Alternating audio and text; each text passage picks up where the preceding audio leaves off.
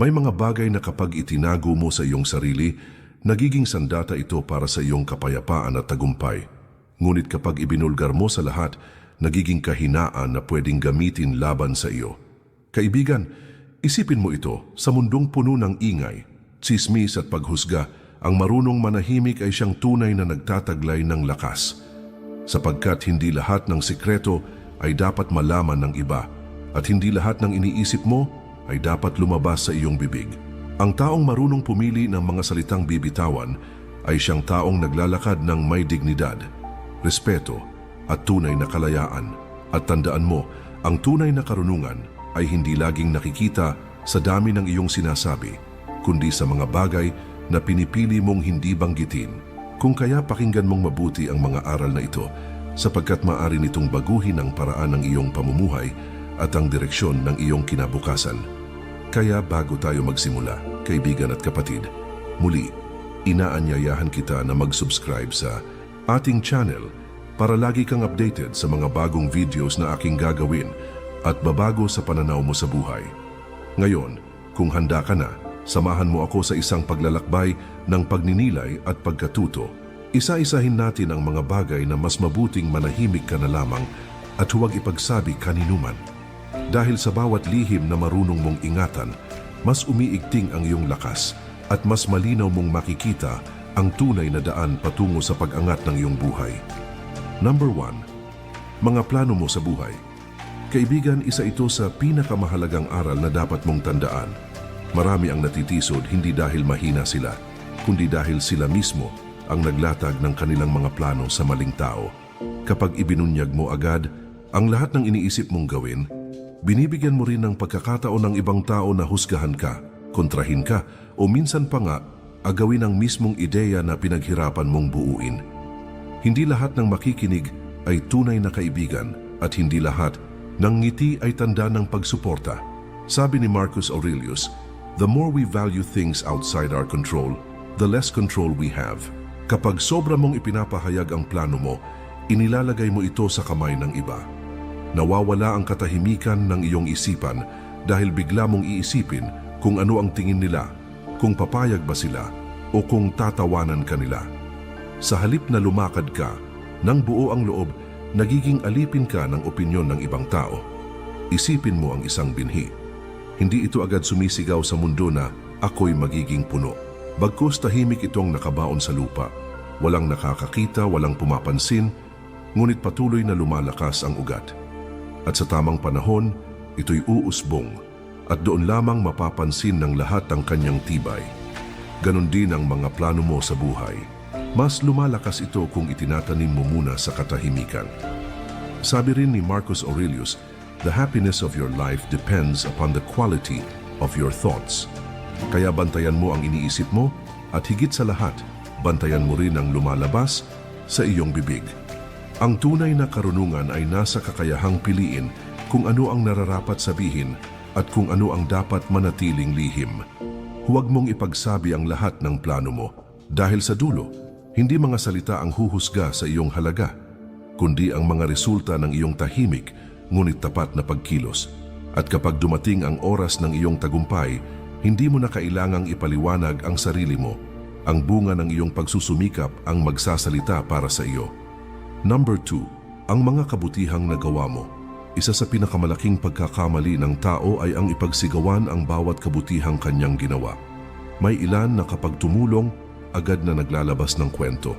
Kapag may naabot na maliit na tagumpay, agad na ipinapahayag sa iba.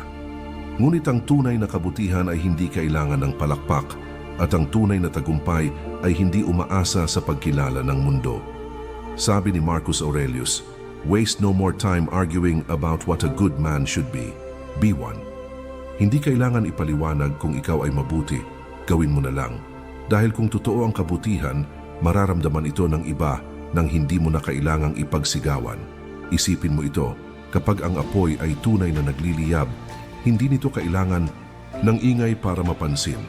Kahit sa malayo makikita ang liwanag at mararamdaman ang init, ganun din ang taong gumagawa ng tama at mabuti.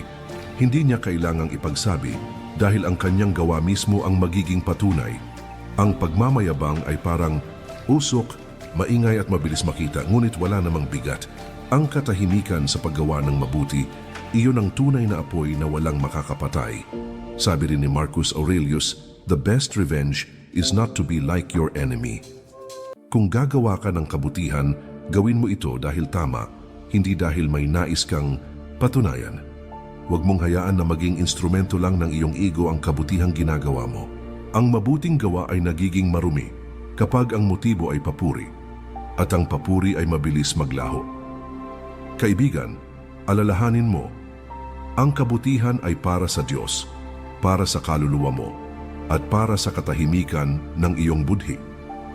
Hindi mo kailangang ipagsabi sa iba dahil ang pinakamahalagang saksi ng iyong gawa ay ikaw mismo. Number 3, ang iyong mga kahinaan at problema. Isa ito sa mga aral na madalas nating nakakaligtaan. Sa mundo kung saan maraming mata ang nakamasid at maraming bibig ang handang magsalita, ang pagpapakita ng ating kahinaan ay maaaring magdala ng panganib kaysa tulong. May mga tao na kapag nalaman ang iyong hinaing, gagamitin nila ito laban sa iyo. May iba na magpapakita ng pakikiramay, ngunit sa likod mo, sila ang unang haharurot at magbabalita sa iba.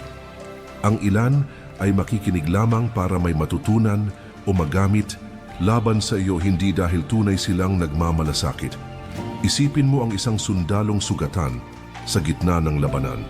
Kapag ipinakita niya agad ang kanyang sugat, mas magiging madali siyang targetin ng kaaway. Ngunit kung marunong siyang tahimik, palihim na aalagaan ang kanyang sarili, lilipat, magpaplanong muli at patuloy na lalaban, darating ang araw na siya'y gagaling at mas matatag na babangon. Ganon din ang ating buhay. Ang mga problema at kahinaan ay parang sugat sa loob ng ating kaluluwa. Kung ipapakita natin ito sa lahat, mas lalo lamang itong nagiging pabigat. Kung iingatan at aalagaan ito sa katahimikan, mas mabilis itong haharapin at mas magiging lakas natin sa hinaharap. Sabi ni Marcus Aurelius, "You have power over your mind, not outside events. Realize this, and you will find strength." Tandaan mo, ang tunay na lakas ay hindi nakukuha sa pagpapakita ng ating kahinaan, kundi sa kakayahang kontrolin ang ating isipan at pananaw. Ang mga problema ay bahagi ng buhay, ngunit hindi natin kailangang ipakita ang bawat detalye sa iba. Ang tunay na karunungan ay nakikita sa kakayahang manahimik, mag-isip ng malinaw at magpatuloy ng tahimik kahit na ang mundo ay puno ng ingay. Kaya kaibigan, huwag mong ipagsabi ang lahat ng iyong kahinaan. Alagaan ang iyong budhi, palakasin ang sarili sa katahimikan, at piliin lamang ang mga taong tunay na mapagkakatiwalaan bago ibahagi ang iyong pinagdadaanan. Sa ganitong paraan, hindi lamang magtatagumpay ang iyong isipan, kundi ang iyong buong pagkatao ay lalakas at mas magiging matatag sa bawat hamon na darating sa buhay mo. Number 4, ang iyong yaman o tagumpay. Marami sa atin ang may tendensyang ipagsabi sa lahat kapag may nakamit tayong tagumpay o nadagdagan ang ating yaman. Ngunit sa mundong puno ng inggit, tsismis at galit, ang pagbubunyag ng kayamanan ay maaring magdala ng panganib, alitan at hindi ka nais-nais na atensyon. Ang mga tunay na matalino ay alam na ang tagumpay ay hindi palaging para ipagyabang, kundi para patibayin ang sarili at maibahagi lamang sa tamang paraan sa tamang tao. Isipin mo ang isang punong nagbunga. Hindi ito agad nagsasabi sa lahat ng sanga na nagbunga siya. Tahimik itong lumalaki at unti-unting lumalaganap ang mga bunga sa tamang panahon. Ganon din ang tagumpay. Ang tao na marunong manahimik ay patuloy na nagtatagumpay nang hindi iniingay sa mundo. Hindi kailangan ipagsigawan ang kayamanan. Ang tunay na halaga nito ay masusukat sa kung paano mo ito pinapangalagaan at ginagamit ng may karunungan. Sabi ni Seneca, "It is not the man who has too little, but the man who craves more, that is poor." Ang ibig sabihin nito, kaibigan, hindi ang dami ng meron ka ang magtatakda ng iyong lakas o katahimikan, kundi ang kakayahan mong hindi ipagsabi o gamitin ang yaman para lamang mapansin o mapasaya ang sarili sa opinyon ng iba. Ang tunay na kayamanan ay nasa katahimikan ng isip at sa kakayahang kontrolin ng sariling hangarin. Kaya kaibigan, bago mo ipagsabi o ipakita ang iyong yaman at tagumpay, Isipin mo muna, para kanino mo ito? At mas mahalaga, ano ang tunay na dulot nito sa iyong katahimikan at paglago? Ang marunong ay nagtataglay ng kayamanan sa loob at hinahayaan lamang itong makita ng mundo sa tamang panahon, sa tamang paraan at sa tamang tao. Number 5, ang mga plano mo sa pag-ibig o relasyon. Ang puso ay isang delikadong bagay. Kapag ang bawat damdamin, plano o iniisip tungkol sa pag-ibig ay ikinukwento sa iba, madali itong nagiging paksa ng opinyon, panghuhusga at minsan pa kasamaan. Maraming tao ang hindi nakakaunawa ng lalim ng damdamin mo at may ilan na magagamit ito laban sa iyo, pumapasok sa buhay mo nang may sariling interes o panlilinlang. Kapag pinapahayag mo agad ang lahat, nawawala ang katahimikan at proteksyon na kailangan ng puso mo para lumago ng malaya at ligtas. Isipin mo ang isang mandirigma sa laban. Hindi niya isinasa publiko ang bawat taktika o plano sa harap ng kalaban. Kung gagawin niya ito, agad siyang magiging mahina at madaling matalo. Ganon din sa puso. Ang iyong damdamin at relasyon ay mas malusog at mas matatag kung pinapangalagaan at iniingatan sa katahimikan. Ang tunay na lakas ay hindi nasusukat sa dami ng narinig ng iba, kundi sa kakayahang protektahan ang iyong sariling kapayapaan at katahimikan sa harap ng mundo. Sabi ni Epictetus, "Keep yourself simple, good, pure, serious, unpretentious, a friend of justice, God-fearing, kind, full of affection, strong for your proper work." Ang kahulugan nito sa konteksto ng relasyon ay malinaw. Ang puso ay dapat panatilihing simple at tapat. Hindi mo kailangang ipagsabi ang lahat sa mundo. Ang tamang panahon at tamang tao lamang ang makakaalam ng lalim at katotohanan ng damdamin, fuwesang labis na pagbubunyag ay nagdudulot ng kawalan ng katahimikan. At ang katahimikan ang pundasyon ng tunay na pagmamahal at respeto. Ingatan mo ang iyong puso. Huwag mong ilantad ang bawat lihim at plano sa iba. Sa katahimikan at pag-iingat, mas mapapangalagaan mo ang pagmamahal mo at mas magkakaroon ito ng pagkakataon na lumago ng tunay at malaya, hindi dahil sa opinyon o pakialam ng iba. Ang mga tamang bagay ay hindi ipinapakita sa lahat, kundi pinananatiling sagrado para sa mga nararapat na makakaalam. At sa oras na iyon, ang totoong halaga ng damdamin ay lalabas ng may tibay at dignidad. Number 6, ang iyong galit o sama ng loob. Matapos nating pag-usapan ang puso at relasyon, mahalagang maintindihan na ang galit at sama ng loob ay isa ring delikadong bagay na dapat bantayan. Kapag agad mong inilalabas ang bawat sama ng loob o reklamo sa iba, nagiging pabigat ito hindi lang sa iyo, kundi nagiging pagkakataon din para manipulahin o saktan ka ng ibang tao. Ang mundo ay puno ng inggit at kasamaan. Ang salitang nagmumula sa galit ay maaaring gumising sa matagal ng tensyon o maging dahilan ng hindi inaasahang alitan. Isipin mo ang apoy. Kapag hindi mo ito pinapangalagaan, mabilis itong kumalat at sumunog sa lahat ng paligid. Ngunit kapag iningatan mo ito sa tamang paraan, ginagamit ito para magbigay liwanag at init sa tamang oras. Ganon din ang galit.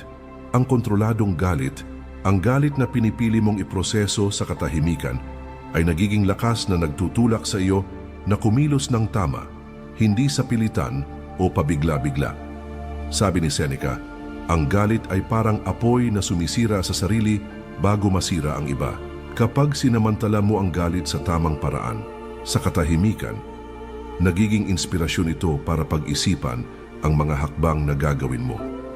Kapag agad mo itong ikinukuwento o ipinapakita sa lahat, nawawala ang kapangyarihan mo sa iyong sariling damdamin. Huwag mong ipagsabi ang bawat sama ng loob mo. Sa halip, intindihin ito, aralin kung bakit ito naroroon at hayaan itong gabayan ka sa tamang desisyon. Ang mga salita na lumalabas sa galit ay maaaring masaktan ng iba at sirain ang kapayapaan mo. Sa katahimikan, ang galit ay nagiging guro, hindi kaaway. Nagiging instrumento ng pag-unlad, hindi pagkawasak. Sa ganitong paraan, matututo kang mamuhay ng may dignidad at kontrol sa sarili at bawat hakbang mo ay mas malinis at mas matatag.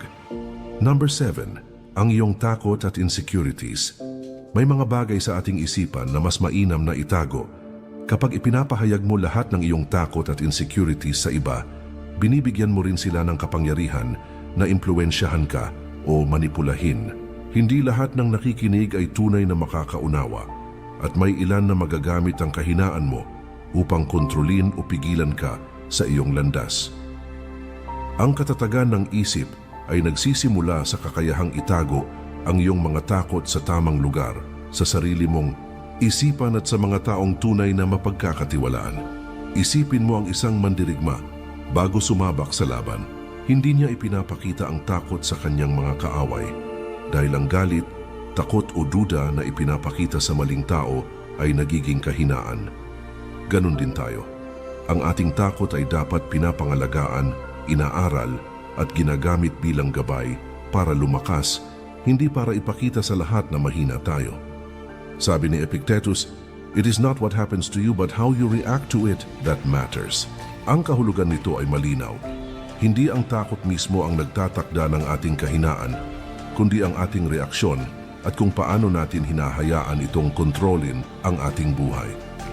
Ang pagpili na huwag ipagsabi ang lahat ng iyong takot ay nagpapalakas sa iyong loob, nagbibigay daan sa malinaw na pag-iisip at pinananatili ang katahimikan ng iyong damdamin. Huwag mong ipagsabi ang bawat takot o insecurities mo. Hayaan mong maging gabay ang mga ito sa tamang paraan. Palakasin ka sa katahimikan at magbigay ng direksyon sa tamang landas. Ang tunay na lakas ay hindi nakikita sa dami ng nalalaman ng iba tungkol sa iyo, kundi sa kakayahan mong pamahalaan at kontrolin ang sarili mo sa gitna ng takot at duda. Number 8. Ang iyong mga opinyon o paniniwala sa lahat ng tao. Madalas nating iniisip na ang ating opinyon ay mahalaga at dapat marinig ng lahat. Ngunit sa realidad, hindi lahat ay handang makinig ng maayos. Kapag ipinapahayag mo ang bawat paniniwala sa lahat ng oras, nagiging dahilan ito ng hindi pagkakaunawaan, alitan at minsan ay pagkawala ng respeto sa iyong sarili. Ang tunay na karunungan ay hindi palaging nakikita sa dami ng sinasabi mo, kundi sa kakayahan mong piliin kung kailan, paano, at kanino mo ito ipapahayag. Isipin mo ang isang ilaw sa gabi. Hindi ito sumisigaw sa madla na nandyan siya. Tahimik itong nagliliwanag at nagbibigay liwanag sa mga tamang tao sa tamang oras. Ganon din ang iyong opinyon. Ang pagpili ng katahimikan sa ilang pagkakataon ay nagpapakita ng tunay na pag-iingat at disiplina sa isip. Ang mga salita ay maaaring maging matalim at masaktan, kaya mas mainam na gamitin lamang ito kung may saysay at tunay na makakatulong. Sabi ni Marcus Aurelius, "Be tolerant with others and strict with yourself." Ang kahulugan nito, bago mo ipagsabi ang lahat ng iniisip mo, maging disiplinado sa sarili. Suriin kung ito ba ay makakatulong o magdudulot lamang ng gulo. Ang kontrol sa sariling pananalita ay tanda ng lakas ng isip at pagmumuni-muni.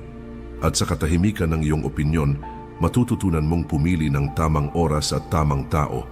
Huwag mong ipagsabi lahat ng iniisip mo o paniniwala sa lahat. Sa halip, piliin ang katahimikan at tamang oras. Ang tunay na lakas ay nakikita sa kakayahan mong pamahalaan ang iyong salita at pananalita at sa paraan ng pagpapakita ng respeto sa iba at sa sarili mo.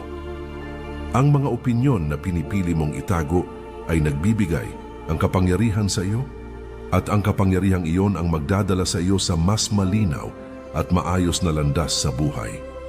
Number 9. Ang iyong mga pinagtagumpayan o nagawa sa buhay. Marami ang nagkakamali na iniisip na kapag ipinagsasabi nila ang kanilang tagumpay, mas kikilala ang kanilang halaga. Ngunit sa katotohanan, ang pagpapahayag ng bawat nagawa o naabot ay kadalasan nagdudulot ng inggit, kompetisyon at hindi kailangang atensyon.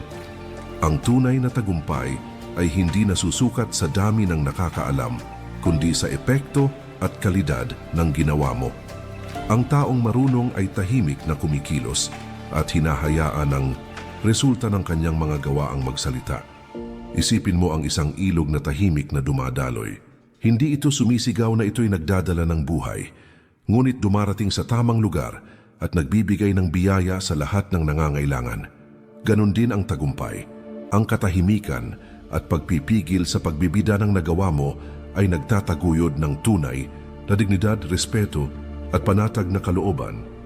Ang pagpapakita ng lahat ng nagawa mo sa maling tao ay parang pagbubukas ng pintuan sa inggit, kritisismo at minsan pang pagnanasa na nakakasira sa kapayapaan mo. Sabi ni Seneca, "It is not the man who has too little, but the man who craves more that is poor."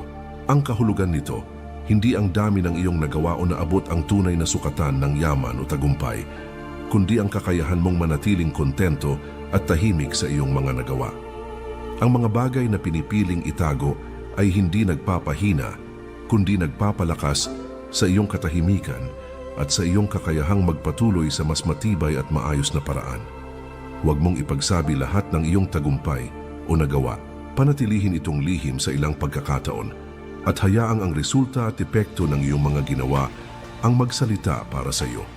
Sa katahimikan, mas lumalakas ang iyong karakter, mas malinaw ang iyong landas, at mas tataas ang dignidad mo sa sariling mata at sa mata ng iba. Number 10. Ang iyong mga plano para sa hinaharap o ambisyon. Maraming tao ang naiisip na kapag ibinahagi nila ang kanilang mga ambisyon, mas magkakaroon sila ng suporta. Ngunit sa katotohanan, ang pagbubunyag ng lahat ng iyong plano ay nagbubukas ng pinto sa inggit, panghuhusga, at minsan panlilinlang. Ang ibang tao ay maaaring hindi makakaunawa sa lalim ng iyong pangarap at may ilan na magagamit ito upang hadlangan ka. Ang tunay na kalakasan ay nagmumula sa kakayahang tahimik na magplano, magtrabaho, at magpatuloy kahit walang nakakakita o nakakaalam. Isipin mo ang isang punong itinanim sa kagubatan. Hindi ito agad sumisigaw ng plano nito, ngunit sa paglipas ng panahon unti-unti itong tumataas, matatag at malakas, hanggang sa mapansin ng lahat ang bunga ng kanyang tiyaga. Ganon din ang mga ambisyon.